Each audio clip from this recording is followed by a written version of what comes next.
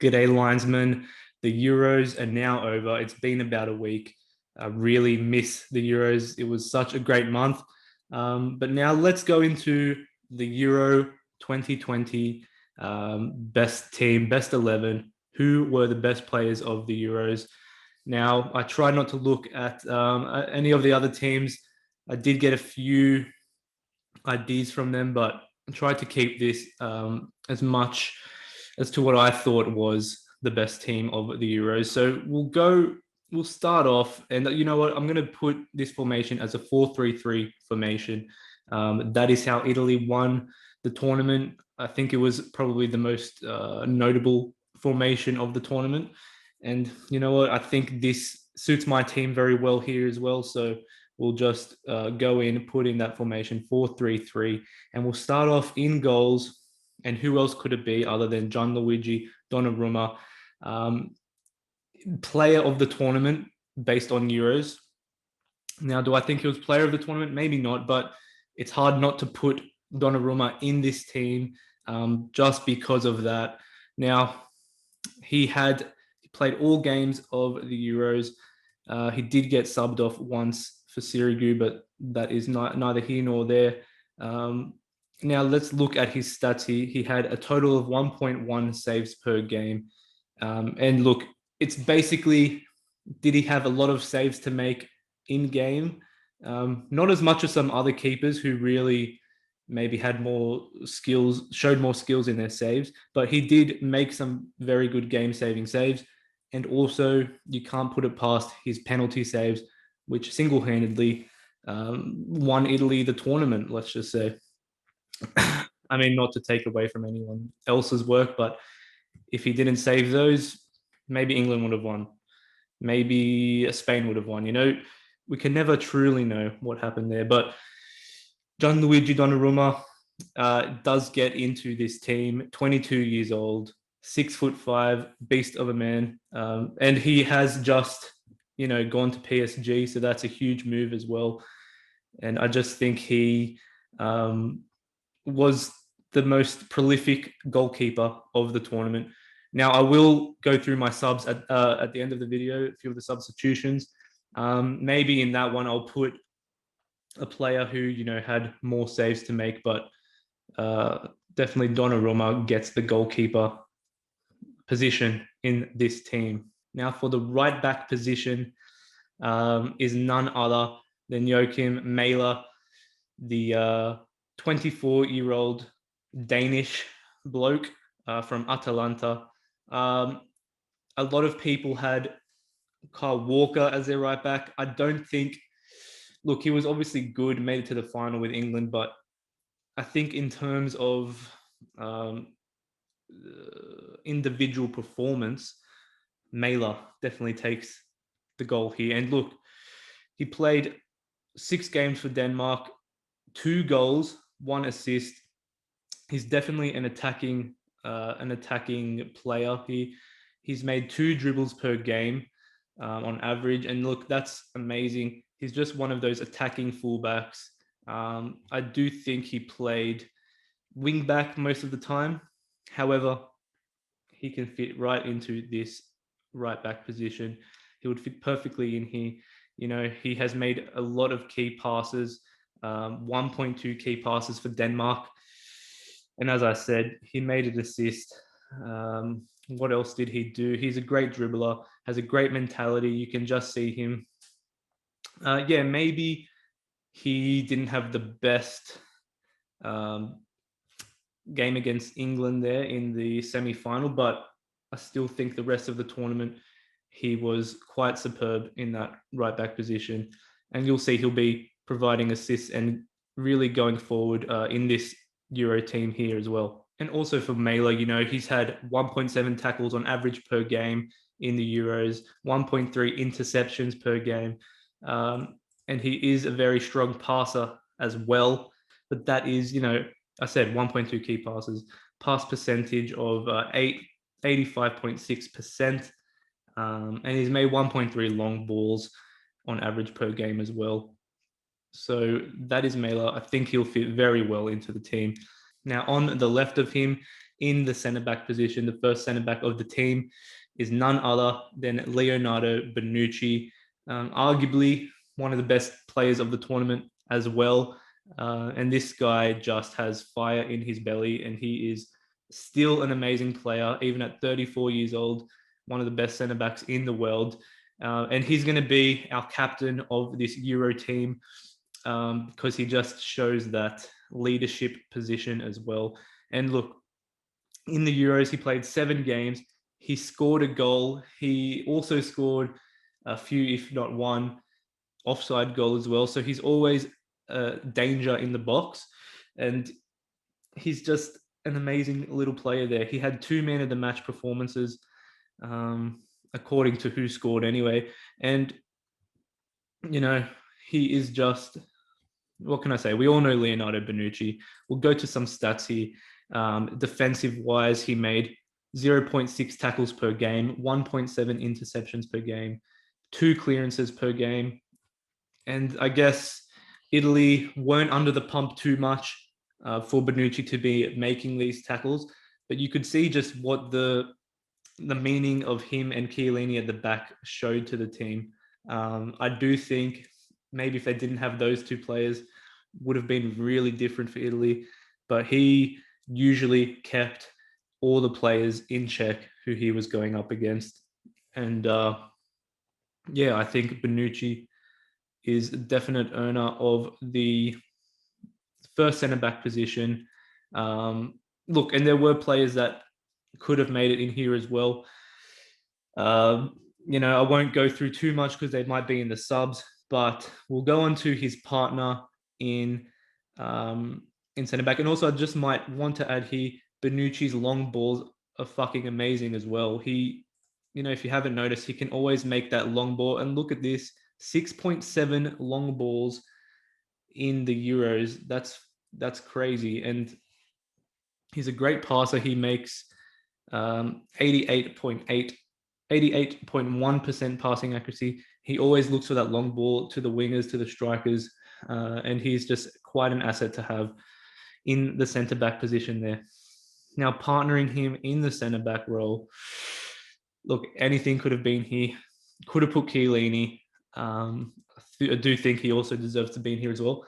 But I'm going to go with Harry Maguire, the big Brit. He is, England only conceded 2 goals this tournament, and I think he was such an asset to his team. He was a big part of England only conceding 2 goals. Look, he played 5 games this Euros, 0.6 tackles, 1.8 interceptions, 4 clearances. And again, same as Bonucci, he was just always a presence in the back for England. His partnership with John Stones was pretty amazing as well.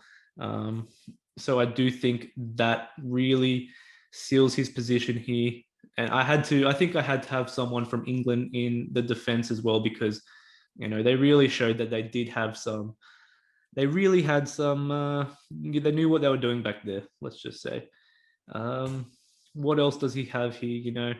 He does like to take the ball a bit forward as well, get involved with the play from the back.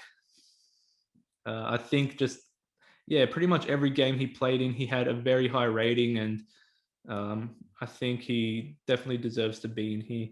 Look, he also has a high percentage passing, 89.5%, 4.2 long balls as well. So I do think he is a great asset. Everyone talks a bit of shit about Harry Maguire.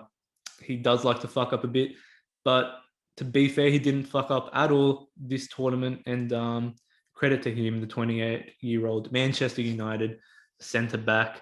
He is partnering Bonucci in the middle of defense there. And on his left, for our left back, it's not Luke Shaw. It's not Luke Shaw. It's Leonardo Spinazzola. And I think this guy had probably one of the best tournaments out there. He was probably one of the best player of the tournaments. And if he didn't get injured, I would have loved to see him play that final and just really show everyone what he can do. And 4 games, unfortunately, cut to the injury, the Achilles injury, and 1 assist as well. No goals. He didn't have as much, goals, assists as what I thought he could have had. But, if you watched his games, you could just see he was definitely the player on the pitch there. Now, he did win a few Man of the Match awards from the Euros. Who scored hasn't rated him any man of the matches, but that's okay. That's okay. Has an 88.6 passing percentage from these Euro games. And this guy, definition of attacking fullback, he was really box to box. He was tracking back. He made plenty of game saving tackles as well. So he was really all over the pitch. 0.3 tackles per game, 1 interception per game. And just to his offensive stuff, 1.8 shots per game, 1.8 dribbles per game, 2 key passes per game. He was always up there in the box. 28 years old. This is really a late bloom for him. And you know what? I just think he definitely deserves to be in there. And so far, we have 3 Italian players. And you might be wondering, is that too much? Are you a bit biased picking all the Italian players? Seems that you are Italian. But no, look, the Italian players, they won. They won the Euro, so I think it's fair.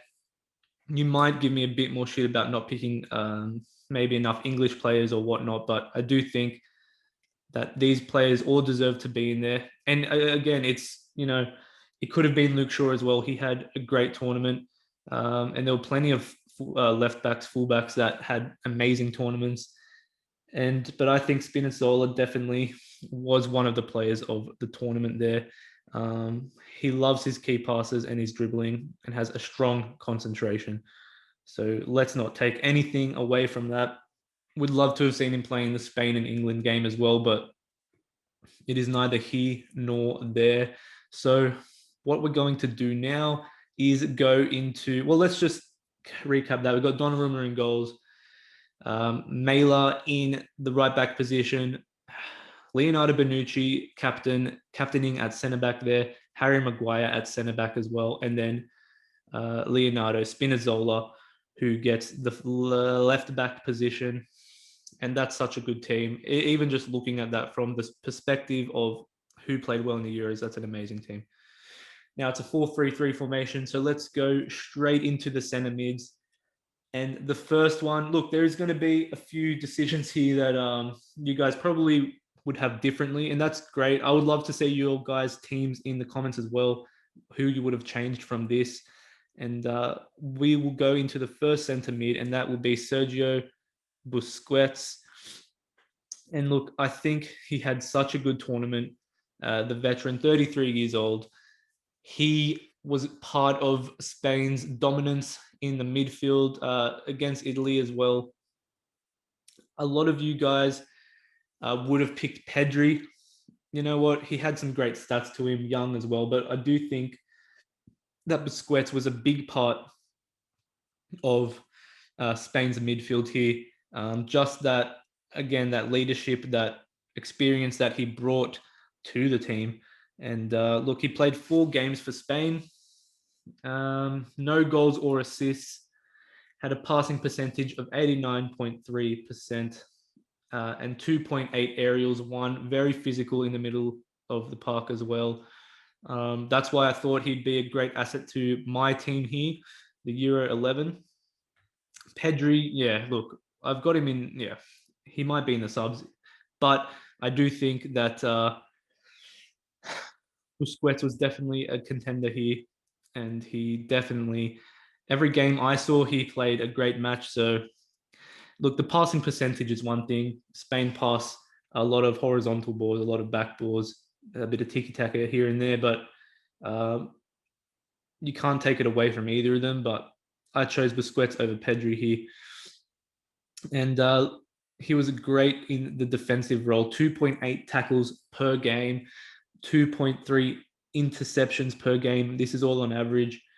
And his offensive stats as well, 0.8 shots per game, 1 key pass per game, did get fouled 1.8 times per game. And just looking at his passing percentage, again, 89.3%, 81.8 average passes per game. And again, the key passing, 1. So look, he's definitely there. He loves his through balls, very big on concentration, and likes to tackle, gets fouled often, but also his ball interception is great. High risk, high reward. That's what I say. Now, also, this team is stacked with leaders. You've got Bonucci, Maguire, and also Busquets now. So he is in this team, the first centre mid there. And now we'll go to who's in with him in the middle. And that is none other than Jorginho, the potential Ballon d'Or winner, as people have been saying. Will he win the Ballon d'Or? Probably not. If he does, I think the Ballon d'Or has some problems. But, he has been an amazing player this Euros, and I'll definitely give him that. And again, you can argue, Ballon d'Or is a stupid thing anyway, but he was probably one of, or if the best midfielder in the Euros. 7 games for Italy, no goals or assists. But look, he had a passing percentage of 93.4%. Amazing. Only 0.3 aerials won, but that's why we got Busquets in the team. Get some height in there. Look, another thing about Jorginho, great penalty taker. He did miss the one against England, but that one against Spain was amazing. We all know he's great at it. Not too good on the aerial duels, as I've said, but his passing and ball interceptions is amazing. Looking at his defensive stats, 1.9 tackles per game, 3.6 interceptions per game. That is just, that off the ball work is nothing to be laughing at there. That's amazing. 2 dribbles passed per game. So look, he does get passed sometimes, and 0.7 clearances per game. Now, if we go to the offensive stats, 1 key pass per game, 1 dribble per game, and he gets fouled pretty often, 2.7 fouls per game. And now we're just going to look at the passing stats. 1 key pass, 74 average passes per game, and 93.4% passing percentage, as I said. 2 long balls, 0.4 through balls. And again, this guy was just, get off the stats for a bit, but he was instrumental to Italy's team, played every game, and I think definitely part of the. I would like to see if you guys think he should win the Ballon d'Or. I don't know, but he's definitely a contender for the player of the tournament in the Euros at least. And he will be in the middle of the defense there, next to Busquets, and also next to, who is the last midfielder? That's right, Marco Verratti, another Italian slotted into this team. And he really deserves it. I think he definitely was one of the best midfielders as well of the tournament. That is why he's in this team. Let's look at his stats. 5 games, 2 assists, no goals. Passing percentage, 93%. Aerials 1.2. He was definitely the man of the match for the Italy's Wales game. I think every game he played, he was on point. Very strong passer, very strong dribbler. And also another thing that Verratti, people don't think about, he's an amazing tackler as well. He always gets stuck in. Now, his defensive work rate is amazing. 3.6 tackles per game for Italy, 1.2 interceptions. Also does like to get fouled a bit, 1.6 fouls. And just on his offensive game as well, 2 assists, as I said, 2.8 key passes per game, 1 dribble per game. Gets fouled often, 2.2 fouls. And also just a great player. His passing is immense. Let's just say 2.8 key passes, 83.4 average passes per game, 1.8 long balls. And again, that midfield of Italy was quite amazing. You had Jorginho, Barella, and Verratti. I think these 2 were the strongest of that. And I think, again, I think Italy's midfield was what won them the tournament as well. I think in many games they just had that that perfect combination of players. So Verratti gets in there. We all know 28 years old from PSG, and he is there. So let's look at the midfield. That's Busquets, Jorginho, and Verratti. They all make that midfield. And just on top of that back line as well, Mela, Bonucci, Maguire, Spinazzola. This team is quite amazing. Have a lot of Italians, yes, but they're champions. They won the Euros. Not much else I can say there. Okay, so let's go to the front line. Now, this is where I had a lot of differences towards other teams of the tournaments that I saw. But it's a 4-3-3, and the first player to get in this playing at right wing is none other than Cristiano Ronaldo. I didn't see him in too many team of the tournaments, but he really deserves to be in there. Equal top goal scorer, 5 goals, 1 assist. He was his best player, Portugal's best player. It's a shame that Portugal couldn't go a bit further, but Cristiano Ronaldo was always on point, arguably the best player in the world, or if ever, but that's a discussion for another day. And as I said, 5 goals, 1 assist. We all know what this guy can do. He is quite amazing. His goals were pretty good as well. What else was his stats? If we look, his shots per game, 3.8. He had a passing percentage of 85.7, 2.8 aerials, 1. Great in the air. He did miss a few as well, but he is equal top goal scorer. It's hard for me not to put him in here. And look, let's not go through defense because that is not his strength, but his offense, 1.3 key passes, 2 dribbles per game, fouled 2.3 times per game. And then you just look at his passing as well, 85.7% and 1.3 key passes.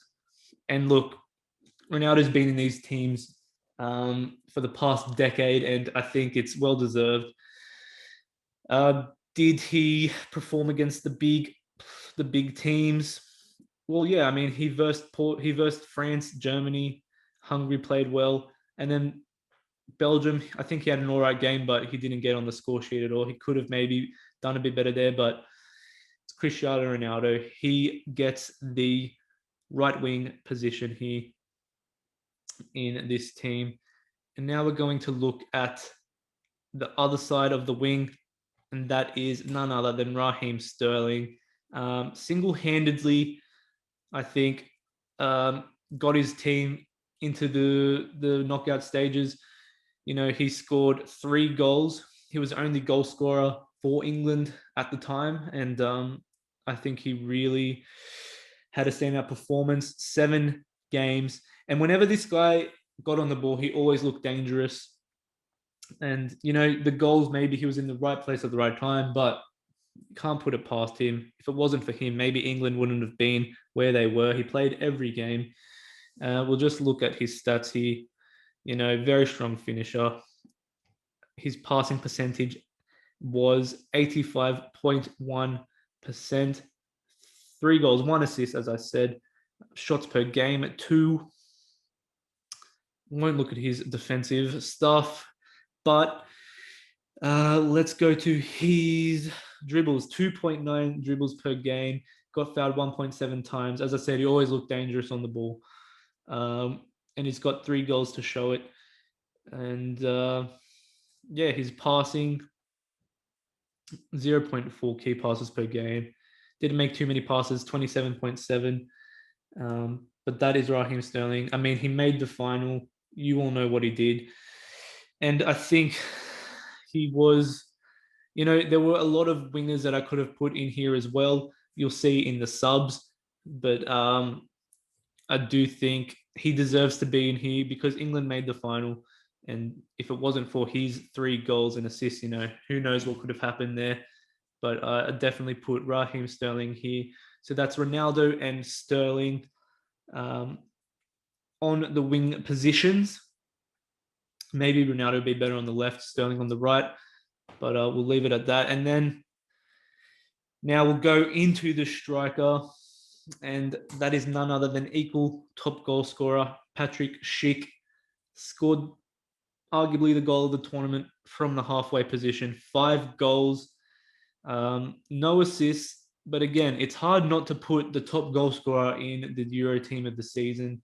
I know a lot of players, a lot of teams have Lukaku in there, but I think, how can you not put Patrick Schick, scored the push gush of the season, scored 5 goals, top goal scorer, 3.2 shots per game. He was firing on all cylinders, 72.4 passing percentage. Also, big presence at the front, 1.4 aerials, 1. Um, I think he's great at holding up the ball for the rest of this team. Czech Republic had a very good tournament as well. Had a little good team there. And again, what more can I say? Top goal scorer, scored one of the goals of the season or of the tournament, dare I say. 1.2 dribbles per game. And yeah, that's pretty much it. Passing percentage didn't do too much there, 72.4. But I think Patrick Schick deserves to be in there, especially with Ronaldo on his right, Sterling on his left. A lot of goals up front there, and that is the team. That is the team. Now we'll go through the subs just very quickly. And for the subs, I've got Summer from Switzerland. He is the goalkeeping sub. He's one of those players who I thought he made so many saves, kept Switzerland in the game. Switzerland 3-3 against France, beating them actually. And yeah, he is the goalkeeping sub. At fullback, we have Luke Shaw. As I said, he had an amazing tournament, scored a few goals, assisted a few. I think it was, him or Spinazzola could have been in there, but Luke Shaw has made the subs. Centre back, we have Giorgio Chiellini. I think he was unlucky not to get into this team. Amazing player of the tournament. Again, leadership, ruggedness, tackling. Oh, amazing. That shirt pull against Saka, amazing. Amazing. I love it. Now, Pedri makes the centre mid sub. And again, Pedri, he had an outstanding tournament, especially considering his age. Doesn't get the starting position on my team, I don't think, but I do think that he definitely deserves to get a mention. These are all honorable mentions, really. And then Højbjerg, another centre mid who had an amazing tournament with Denmark, made the semi-finals. Was very unlucky not to make the final against England there, but he was very instrumental in Denmark's surge to go that far. I think that's an amazing achievement. So Pedri, Højbjerg there in the centre mids. And on the wing sub, we have Chiesa, also very unlucky not to make the full team. But I think every time he was on the ball, he looked dangerous for Italy. Italy's best attacker by far. Maybe Insigne did well as well, but he really he scored some goals when Italy really needed them. Always looks dangerous. His mentality is amazing. Look, I think most of the players here, their mentality is great, and that's one of my favorite things about footballers when they have this amazing mentality. He always wanted it. It was a shame he got injured at the end there, but Chiesa, you make the sub, my friend. And now as striker, we've got Romelu Lukaku, another big presence there at the front. I do think Schick does get it just because of the goals he scored, but Lukaku was also very instrumental in his team goals. He scored a lot of goals as well, held up the ball for Belgium, and it's a different Lukaku who we've seen in previous years for Belgium. After his comeback from this Inter win, Conte has made him a much better player, I believe, and he gets the striker sub here. And good on him, I say. Good on him. Now, the coach of this Euro team is none other than Mancini. I think this guy has really taken Italy from the depths of nowhere, not being able to qualify for a tournament and for the World Cup. And he's come back ever since he's come, hasn't lost a bloody game. He has gone and just won everything, and he's come and won the Euro tournament. What he's done with this team is quite spectacular, and it's hard not to put him as the coach of this Euro 11 team, as the best coach of the Euros. So I think he really deserves to go on there, and he will be this coach of the team. And that's the team. That is the Euro 11 of the UEFA Euro 2020 tournament. And we'll just quickly run through that. You have Donnarumma in goals, Male in the right back position, Maguire centre back, or Bonucci centre back, then Maguire, and then we got Spinazzola, and then we got Sergio Busquets, Jorginho, Verratti in the centre mid, Ronaldo and Sterling on the wings, and then Patrick Schick in the middle. And then you got your subs there, Summer Shaw, Chiellini, Pedri, Højbjerg, Chiesa, and Lukaku. Quite an amazing team. I think no one can look at this and say these guys didn't have an amazing tournament. So I know there'll be a few variations to your teams, guys, but yeah, I think I did pretty well here. Let's be honest. So comment down below who you would change and who would you replace some of these players with who you don't agree on. And that's the team. Pretty amazing team. Thanks for watching, Linesman. Please leave a like down below. Always helps with the videos, and subscribe to the channel and whatnot. And I'll catch you later. Don't forget to check out the Still e.n.g rap video. It is doing quite well numbers on Facebook and YouTube. So give that another like, give that another watch, and catch you later in the next video.